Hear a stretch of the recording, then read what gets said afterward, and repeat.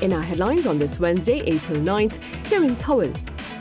Acting President Han Duck-soo speaks with U.S. President Donald Trump on the phone for about half an hour on Tuesday, Korea time, to mark the first leader-level contact between Seoul and Washington since the start of the second Trump administration.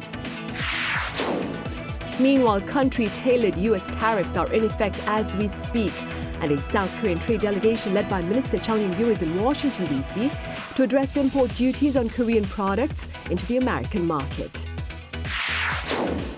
And the government here unveils a support plan for the country's auto industry to ease the impact of U.S. tariffs, and among them is greater policy financing support of over $10 billion. Acting President Han Duck-soo and U.S. President Donald Trump have confirmed their commitment to bolstering bilateral ties on trade and security. Our correspondent Oh Soo-young reports. The leaders of South Korea and the United States have signaled interest in a potential win-win package deal amid tensions over tariffs and defense cost sharing. This came during a phone call Tuesday between acting President Han Duck-soo and US President Donald Trump, marking the first top-level contact between the two countries since Trump began his second term 78 days ago. It also follows a leadership shift in Seoul, just 4 days after President Yoon Suk-yeol was removed from office by the Constitutional Court, placing Prime Minister Han in full control as acting president. The 28-minute conversation focused on trade and security issues. On trade, both leaders agreed to continue ministerial-level talks aimed at mutually beneficial outcomes, particularly around trade balance. Han highlighted potential cooperation in 3 key sectors: shipbuilding, liquefied natural gas, and trade adjustment. The call came just 16 hours before the US implemented its so-called Liberation Day levies, a 10% baseline tariff on all imports, and a country-specific reciprocal tariffs on goods from South Korea. On security issues, Han called for stronger unity on North Korea's denuclearization as both leaders reaffirmed their dedication to the South Korea-US alliance. They also pledged close coordination on North Korea policies and backed continued trilateral cooperation with Japan. Beyond the formalities, both sides appeared willing to work towards a deal. Speaking to CNN earlier that day, Han ruled out retaliation against Trump's tariffs, unlike China or Japan, and called for a, quote, cool negotiation. On top of last month's duties on steel and aluminium, Washington's latest measures target key Korean exports, such as automobiles, batteries, and machinery. While calling Trump's string of tariffs a pity, Han said he believed a win-win deal between friends could encourage Washington to ease its stance. Meanwhile, Trump took to Truth Social, posting that he had a great call with Han. He said they discussed South Korea's trade surplus, tariffs, LNG purchases, and cost-sharing for US troops in Korea. Trump claimed South Korea began paying billions in military costs during his first term, only for, quote, sleepy Joe Biden to cancel the deal. However, no such agreement was finalized. A new cost-sharing pact was signed under Biden last year, raising South Korea's contribution by 8.3% from 2026, with annual increases tied to inflation, marking a significant financial commitment by Seoul. Still, as a growing number of countries strike back against his tariffs, Trump seemed hopeful for a breakthrough with South Korea, saying he saw potential for a great deal. Noting that South Korea's, quote, top team on trade was en route to Washington, he floated a one-stop shopping approach which bundles trade, defense, and industrial policy into one sweeping pact. A South Korean government official told local press on Wednesday that Seoul prioritizes the easing of tariffs. The official added that Trump seemed open to a streamlined package deal, but said sealing a pact will depend on the pace of negotiations and what cards the two sides bring to the table. Oh Soo-young, Arirang News, Daejong. And country-specific U.S. tariffs are in effect as we speak, and the top team on trade from South Korea that Mr. Trump earlier mentioned is in Washington, D.C. for negotiation rather than retaliation, which is the case for China. Our Kim Bo-kyung has more. Countries hit by tariffs have already launched negotiations with the U.S. as the steeper rates of reciprocal tariffs for what Trump calls the worst offenders were officially imposed on Wednesday. South Korea, which saw a 25% reciprocal tariff imposed as of 1 p.m. Wednesday local time, began its talks as well. Along with acting President Han Duck-soo's phone call with U.S. President Donald Trump, Seoul's Trade Minister Chung In-gyu arrived at Washington, D.C. on Tuesday for talks with the U.S. Trade Representative. Chung said Korea has two major projects it could bring to the table. The Alaska LNG project is an important part, and shipbuilding, where discussions are already ongoing between the two countries, is an area the U.S. is particularly interested in, so it will likely be brought to the negotiating table for discussions. While saying his goal is to completely eliminate mutual tariffs, Chung said Korea will aim to reduce the tariffs gradually if elimination is difficult. Such talks come as the U.S. is prioritizing its key allies, South Korea and Japan, in holding trade negotiations. Among dozens of countries facing high reciprocal tariffs, Kevin Hassett, chairman of the White House National Economic Council, said in an interview with local media on Tuesday that Seoul and Tokyo are the highest priorities, citing them as major trading partners and allies with large trade surpluses with the United States. Meanwhile, China now needs to deal with Washington's huge 104% tariff across all Chinese imports. China was already set to see tariffs increase by 34% on Wednesday, following two rounds of 10% levies. The rate shot up again as Beijing did not back down on its decision to impose 34% retaliatory tariffs on U.S. goods by noon on Tuesday. Countries like China, who have chosen to retaliate and try to double down on their mistreatment of American workers, are making a mistake. President Trump has a spine of steel, and he will not break, and America will not break under his leadership. Regarding the massive tariff on China, Trump at the National Republican Congressional Committee dinner on Tuesday said though it might seem outrageous, China has imposed tariffs of 100 or 125% on many American items. He then said China would at some point negotiate. 김보경, 아리랑 뉴스. Meanwhile, local financial markets were quick to respond to the start of U.S. tariffs. The benchmark Kospi closed at 2,293.7 on this Wednesday, down 1.7% from its previous session. This is the first time in 17 months that the Kospi has dropped below the 2,300 level. Also on this Wednesday, the Korean currency weakened further against the U.S. dollar, trading at 1,484.1 won per greenback, the highest close since the global financial crisis in March 2009. At one point during trade today, the foreign exchange rate touched 1,487 won against the U.S. dollar.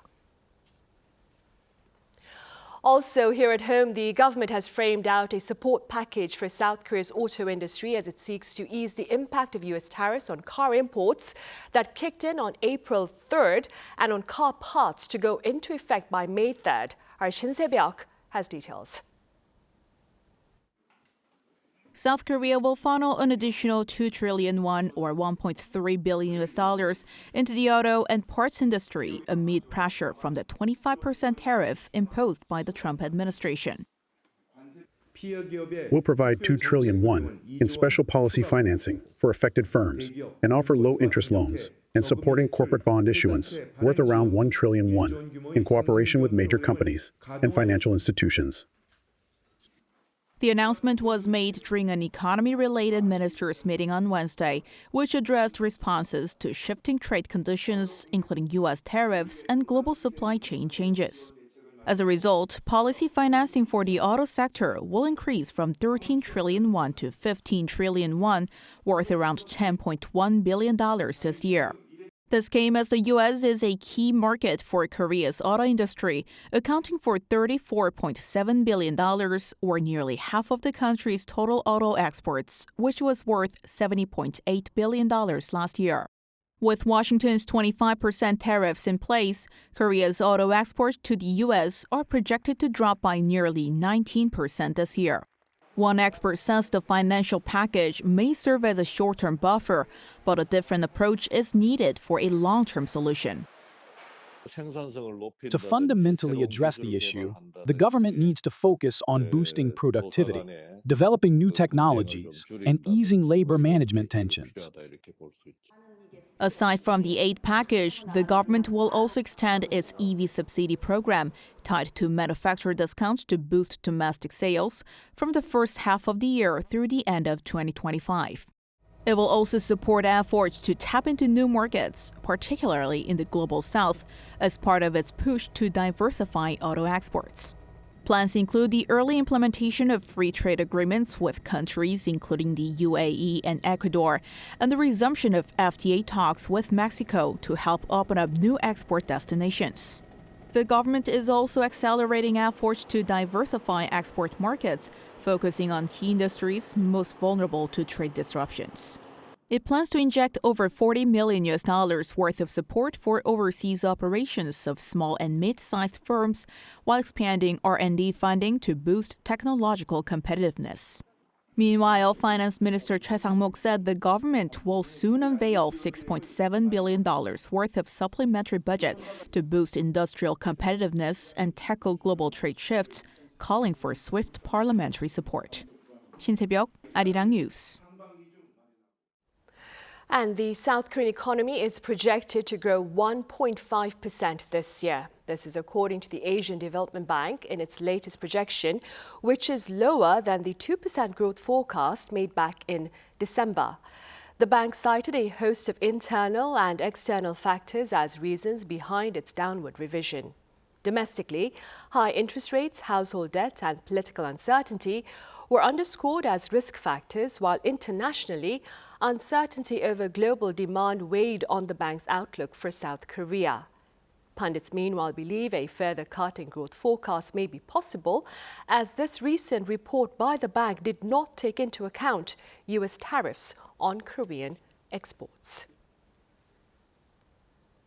Meanwhile, the Korean labor market is holding steady, with employment expanding yet again in March, growing by almost 200,000 on year. But that expansion remains uneven. Our Moon Ji-young explains. South Korea's job market saw robust growth in March, but challenges persist, particularly in the construction and manufacturing sectors, along with youth employment. According to Statistics Korea's employment report released on Wednesday, the number of employed people aged 15 or older reached almost 28.6 million in March, marking a year-on-year increase of 193,000. This gain marks the third consecutive month of growth. By industry, the health and social welfare sector led the job gains, followed by public administration, defense, and social security, as well as the finance field. However, construction saw the largest year-on-year drop in jobs since data collection began in 2013, marking a continuous decline for 11 consecutive months. The manufacturing sector also recorded its most significant decline since November 2020, reflecting a ninth straight month of falls in employment. Some experts forecast that manufacturing, the backbone of the domestic economy, could see a further decline in jobs this year as export growth slows due to a potential trade war triggered by U.S. tariffs. Due to the shock from tariffs, our product exports may decline, leading to a faster reduction in job opportunities. Since most of what we sell consists of manufactured goods, this could result in a reduction of decent jobs in the sector. By age group, employment for those aged 60 years and older primarily led the job growth, adding 365,000 year-on-year. In contrast, the number of employed individuals aged 15 to 29 dropped by 206,000. The employment rate for young adults stood at 44.5%, marking the lowest monthly record for any March since 2021. With this latest data, Finance Minister Choi Sang-mok expressed concerns regarding sluggish job growth, particularly in export-driven industries such as manufacturing, during an economic officials meeting on Wednesday. To address the volatility in the trade market, the government has committed to a supplementary budget of 10 trillion won, or roughly $6.7 billion. Moon Ji-young, 아리랑 뉴스.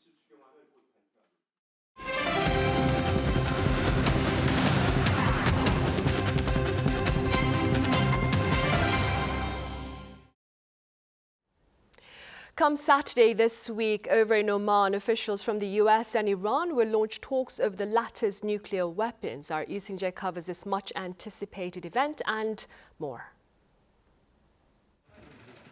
The United States and Iran will sit down for nuclear talks in Oman on Saturday. Tuesday's announcement comes a day after U.S. President Donald Trump warned that Iran could be in great danger if the nuclear negotiations do not go well. He has said there will be direct talks with Iran on Saturday. You can strike a deal with the president, you can negotiate, or there will be hell to pay. And as the president said yesterday, if they don't choose to move forward with diplomacy in a deal, which is the direction we do see them headed in, there will be grave consequences to pay. Iranian Foreign Minister Abbas Araghchi said a nuclear deal is possible as long as the U.S. is willing, while he dismissed the Libyan model, which would mean the full dismantling of Iran's nuclear program mentioned by Israel. Russia welcomed the news of the upcoming talks and expressed its willingness to provide assistance. According to Kremlin spokesperson Dmitry Peskov on Tuesday, Moscow supports resolving the Iranian nuclear issue through political and diplomatic means. The remarks by the Kremlin also comes as Russia's lower house, the State Duma, on Tuesday ratified a 20-year strategic partnership treaty with Iran, elevating their bilateral relations. The treaty, which was signed by the leaders of Russia and Iran in January, strengthens political, military, and economic cooperation between the two countries. One of the key provisions commits Moscow and Tehran to counter shared security threats, exchange intelligence, and refrain from helping an aggressor if either country is attacked. However, unlike the treaty Russia signed with North Korea in October 2024, Iran did not include a clause allowing the deployment of troops to support military operations. Meanwhile, Russia also announced a separate expert-level talks with China and Iran on nuclear issues that took place in Moscow on Tuesday. Lee Seung-jae, Arirang News. In other news, NASA astronaut Jonny Kim has landed at the International Space Station, becoming the first Korean American to travel to space. According to NASA, Kim flew aboard a Russian spacecraft which reached the ISS at around 7:30 a.m. Eastern Daylight Time on Tuesday. Kim and 2 Russian cosmonauts will stay at the station for about 8 months, conducting research and testing new technologies. Kim is also a U.S. Navy officer and Harvard-trained doctor. On the entertainment front, South Korean drama When Life Gives You Tangerines has topped Netflix's global non-English show chart. According to the streaming platform, the series logged 5.4 million views between March 31st and April 6th, which marks its 5th week since release. Centered on the acts of love and sacrifice that serve to strengthen family bonds, the drama topped the chart in 5 Asian countries. Other Korean dramas, including Weak Hero Class 1 and Karma, also placed within the chart's top 10. Up next, we shed light on a new ChatGPT feature that is garnering quite a bit of global attention for viral images in the style of Studio Ghibli. Our Park Gonu covers this craze and the conflict. Social media is buzzing with Studio Ghibli-style portraits, not of actual characters, but of real people transformed using generative AI. The global trend has also reached South Korea after OpenAI CEO Sam Altman posted his own version last month, showing how ChatGPT can now create intricate images with just simple prompts. Whenever I open social media, it's flooded with these Ghibli-style images. A lot of my friends have tried them, some even shared their wedding photos in that style. Since the launch of the new image generation tool in late March, over 700 million images were created in just the first week. This is my original photo, and I asked to be turned into a Ghibli character, and boom. 2 minutes later, here I am. And it's not just this, but you can also turn into characters like Bororo or Marvel heroes. No wonder it's gone viral. As the craze spreads, Sam Altman even joked on social media that our GPUs are melting. However, the trend has also had backlash. A Japanese animation director known for One Piece expressed strong distaste, saying the trend is tarnishing the Ghibli brand. And Studio Ghibli co-founder Hayao Miyazaki previously condemned AI-generated work as an insult to life itself, adding that he would never use it in his pieces. Copyright concerns are also fueling the controversy. Art styles and aesthetics are considered ideas, so the case is hard to judge whether it's violating copyrights. The issue is whether an AI company trained its model on works in the Ghibli style. She added that because this is a legal gray area with not much precedent, international and social consensus will be crucial moving forward. Despite the controversy, some believe this could be a new turning point in the culture and art scene. The art world faces what's called Baumol's cost disease, rising labor costs without matching productivity. And hand-drawn animation is extremely labor-intensive. Ghibli, for example, hasn't released a new film since 2014, but AI could ease the burden and enable new creations while preserving the original identity. She also said that with proper consensus, AI-generated art could evolve into a new cultural movement, perhaps even gaining long-term value, much like Van Gogh's paintings did posthumously. And considering that, a tiny Ghibli-style AI portrait might just be the spark, redrawing the entire canvas of modern art. 박건우, 아리랑 뉴스.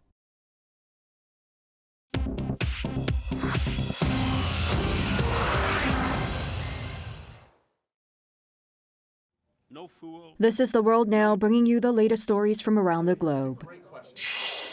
United Nations Secretary-General Antonio Guterres has described Gaza as a killing field following urgent appeals from UN agencies for immediate action to ensure the delivery of food and aid to Palestinians in Gaza. On Tuesday, the UN chief addressed the humanitarian crisis in Gaza, calling the area a killing field where civilians face extreme suffering. He emphasized the urgent need for an immediate ceasefire, the release of hostages, and humanitarian access to the enclave. Guterres also rejected an Israeli proposal to control aid deliveries into Gaza, saying it could potentially restrict humanitarian support down to the last calorie and grain of flour. The heads of 6 UN agencies issued a joint appeal to world leaders, calling for urgent action to facilitate the delivery of food and aid to Gaza's residents who have been without supplies since March 2nd. In the Dominican Republic's capital city, Santo Domingo, at least 79 people died and over 150 were injured after the roof of a nightclub collapsed during a live performance. In the early hours of Tuesday local time, the roof of the Jet Set nightclub collapsed during a concert by Morangi singer Ruby Perez, with hundreds of people inside when the incident occurred. Among the deceased are Nelsie Cruz, the governor of Montecristi province, and the sister of former Major League Baseball player Nelson Cruz, as well as former MLB pitcher Octavio Dotel. Ruby Perez sustained injuries but is reported to be in stable condition. While investigations are underway to determine the cause of the collapse, the country's president expressed his condolences and assured all resources are being deployed for ongoing rescue efforts. Ukrainian President Volodymyr Zelensky announced on Tuesday local time that Ukrainian forces have captured 2 Chinese nationals fighting alongside the Russian army in the eastern part of the country. Zelensky stated that intelligence suggests more Chinese individuals are present in Russian military units. He directed Ukraine's foreign minister to engage with Beijing to seek clarification on this matter, but has not heard from the Chinese government yet. The development raises questions about China's role in the conflict, given its previously declared stance for peace. Finally, in the United Arab Emirates, Sotheby's has unveiled a collection of rare diamonds valued at over $100 million in an exhibition center in Abu Dhabi. The exhibition's centerpiece is the Mediterranean Blue, a 10.03 carat fancy vivid blue diamond from South Africa, regarded as one of the most significant blue diamonds ever discovered. The gem is expected to be valued at up to $20 million at an auction scheduled for May in Geneva. The exhibition features 8 diamonds totaling over 700 carats and will be open to the public from April 9th to 10th. Choi Ji-hee, Arirang News.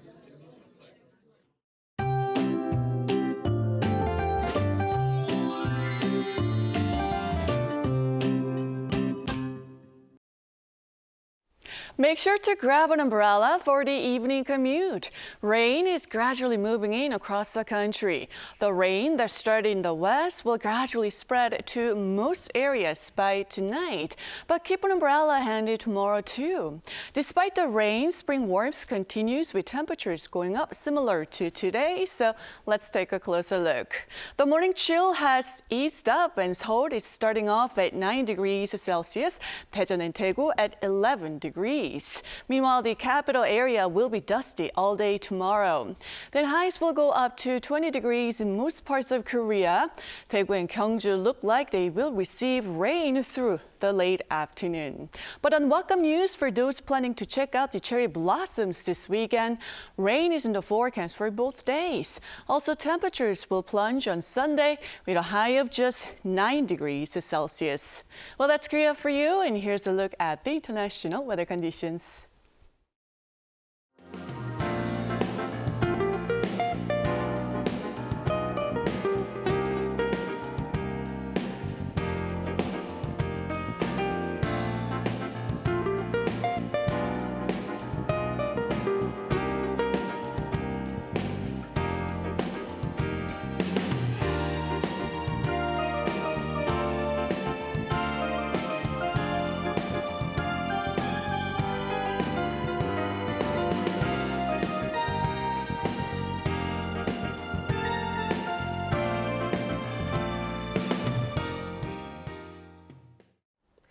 Right, those are the headlines at this hour here in South Korea. Coming up right after this break is our daily panel session. Do stay with us. Thank you for now.